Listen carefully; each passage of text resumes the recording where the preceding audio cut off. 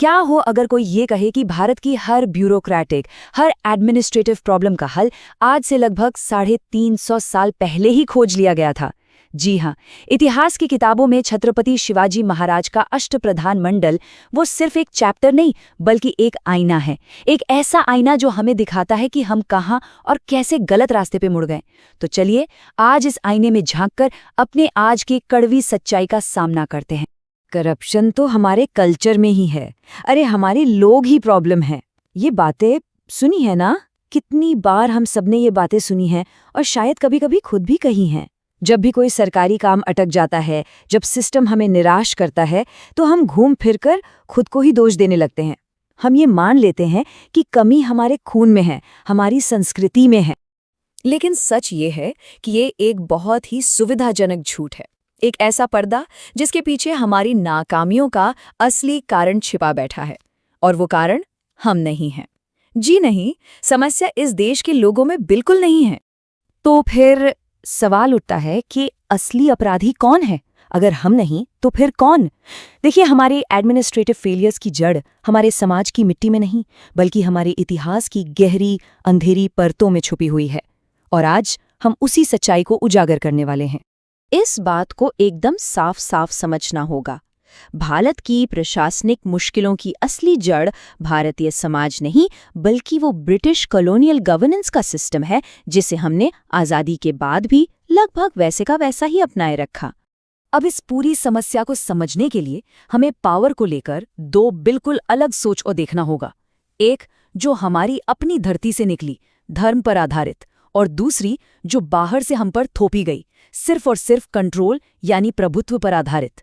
और फर्क देखिए कितना साफ है। हमारी अपनी परंपरा में राजा भी धर्म से बंधा था।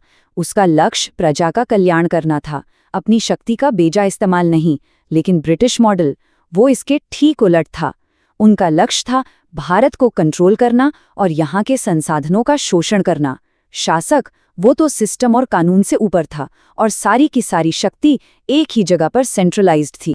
और अब बात करते हैं हमारी अपनी मिट्टी के एडमिनिस्ट्रेटिव जीनियस के सबसे शानदार उदाहरण की, छत्रपति शिवाजी महाराज का अष्टप्रधान। ये सिर्फ 8 मंत्रियों की एक काउंसिल नहीं थी, ये गवर्नेंस की एक पूरी की पूरी फिलॉसफी थी।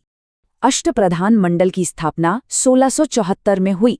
इसका एक ही मूल उद्देश्य था, पावर को किसी एक इंसान के हाथ में जमा होने से रोकना।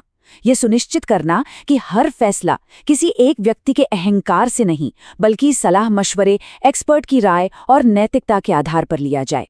इस काउंसिल में 8 मंत्री थे, हर कोई अपने फील्ड का एक्सपर्ट और हर कोई सीधे छत्रपति को जवाबदेह।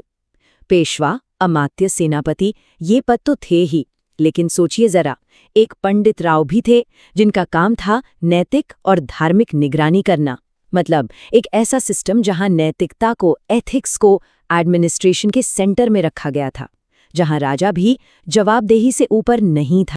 इसके पीछे जो मूल सिद्धांत था वो अपने आप में ही अद्भुत है। ये व्यवस्था मानती थी कि पावर यानी शक्ति इंसान को भ्रष्ट कर सकती है, इसलिए सिस्टम को हमेशा व्यक्ति से बड़ा होना चाहिए। ये ह्यूमन साइकोलॉजी की कितनी गहरी समझ पर आधारित एक प्रैक्टिकल सोच थी। तो एक तरफ हमने ये शानदार व्यवस्था देखी, अब देखते हैं कि वो कॉलोनियल पास्ट, वो ब्रिटिश राज का भूत आज भी हमारे सिस्टम को कैसे जकड़े हुए है। ये टाइमलाइन ये पूरी कहानी बयां करती है।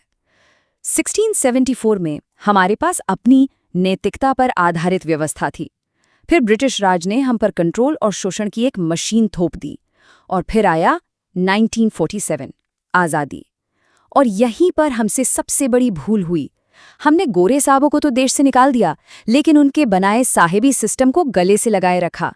और आज हम उसी एक फैसले की कीमत चुका रहे हैं। इस बात को ऐसे समझिए, हमने अंग्रेजों के बनाए हुए प्रशासनिक कंकाल पर भारतीय मांस चढ़ाने की कोशिश की। एक ऐसा ढांचा जो था तो विदेशी, पर लोग उसमें हमारे थे। ये एक ऐसा कॉम्बिनेशन था जिसका फेल होना लगभग तय था।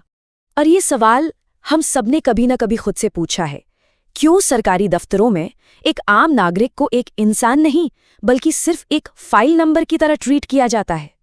ये जो असंवेदनशीलता है, ये जो कठोरता है, ये आती कहाँ से है? इसका जवाब किसी एक ऑफिसर के एटीट्यूड में नहीं, बल्कि पूरे सिस्टम के डीएनए में है। एक ऐसा सिस्टम जो नागरिकों को पार्टनर नहीं, बल्कि एक फाइल समझता है, जिसमें जवाबदेही जनता के प्रति नहीं, बल्कि अपने से ऊपर बैठे बॉस के प्रति होती है, जहां नियमों को सही गलत से ज्यादा जरूरी माना जाता है। ये सब उसी कॉलोनियल सिस्टम की देन है। तो ये सब जानने के बाद हम असली सवाल पर आते हैं, और ये सवाल इतिहास के बारे में नहीं, ये हमारे आज और हमारे आने वाले कल के बारे में है। इस एक बात को आज हमें अपने मन में हमेशा के लिए बैठा लेना है। समस्या इस देश के लोगों में नहीं है, कमी हम में नहीं है। समस्या उस ढांचे में है, उस लोहे के पिंजरे में है, जिसे हम आज़ादी के इतने सालों बाद भी अपने कंधों पर ढो रहे हैं। ये एक ऐसा ढांचा है जिसका मूल मकसद, जिसका डीएनए सेवा करना कभी था ही नहीं। इसे सिर्फ और सिर्फ शासन करने, कंट्रोल रखने और एक समाज को अपना गुलाम बनाए रखने के लिए डिजाइन किया गया था। और आखिर में शिवाजी का वो आईना हमसे यही एक सवाल पूछता है, क्या हम में अपनी शासन व्यवस्था को सही मायनों में डीकॉलोनाइज करने का, उसे उस औपनिवेशिक मानसिकता से आज़ाद कराने का साहस है? क्योंकि जब तक हम इस सवाल का जवाब हाँ में नहीं देते, तब तक हर सुधार सिर्फ एक सतही पैबंद ही साबित होगा। असली आज़ादी सोच बदलने से आएगी।